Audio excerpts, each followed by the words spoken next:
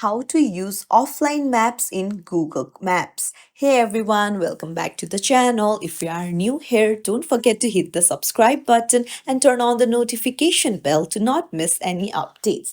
So, do you want to use Google Maps even when you're offline? Then you're in the right place. Just open up your Google Maps, then go to your profile icon on the top right corner.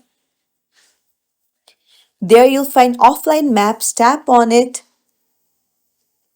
and then you can tap on select your own map and then select the area where you'll be at and want to use the offline map.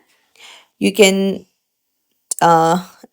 pinch to increase or decrease, I mean zoom or zoom out, and then you can just hit download.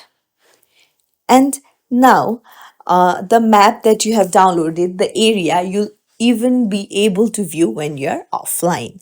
And that's it. It's as simple as that. If you found this tutorial helpful, don't forget to like and subscribe to our channel for more tips and tricks. Thank you for watching.